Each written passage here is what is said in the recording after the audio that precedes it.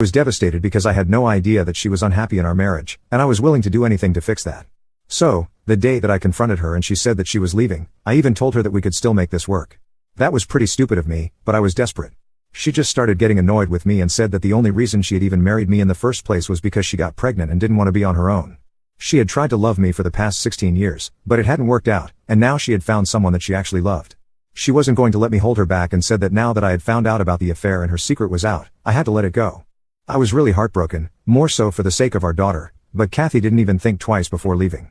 She filed for a divorce, and the petition was relatively simple. She just wanted to leave and didn't even demand any sort of settlement or alimony from me, and the division of assets was pretty fair. So, within a couple of months, we were able to finalize the divorce. I came to my senses after a while and realized that after what had happened, I would never be able to make it work with her. After we had filed for the divorce, I confronted Leon as well, and he just apologized and told me that he had wanted to tell me about it a long time back but did not know how to come clean to me. Within a couple of weeks, he had resigned and told me that he and Kathy would be moving away because they didn't want to create any more trouble for me than they already had. Also, Kathy had been offered a pretty amazing job in Boston, and his cousin also lived in Boston, so he could just work with his cousin instead, and it had already been sorted out. He put this all in an email, and after that, we never spoke to each other again. The last time that I saw Kathy was 2 months ago, the day that our divorce was finalized. Since then, I hadn't heard from either of them, and things were tough for me and my daughter, but we were getting through it somehow. At least I still had my business to run, and that was keeping me busy because, no matter what, I wanted to be able to give my daughter the kind of future that she wanted. But around 1 week ago, Kathy showed up again, and I'm still kind of confused about whether my daughter and I did the right thing or not. 1 week ago, around 11 in the evening, somebody frantically started ringing our doorbell and knocking relentlessly. My daughter was already in bed by then, and I was just finishing up some work in my office when that happened. So both of us rushed to the door to check, and through the window, we saw that it was Kathy. My daughter asked me not to open the door because, so far, she has been very upset with her mother.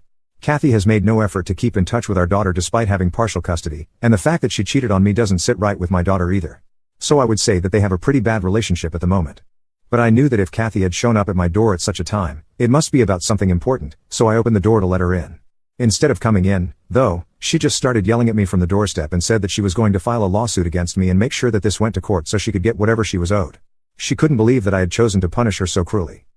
For the first couple of seconds, I had no idea what she was talking about and had to ask her to slow down and elaborate because I was so confused.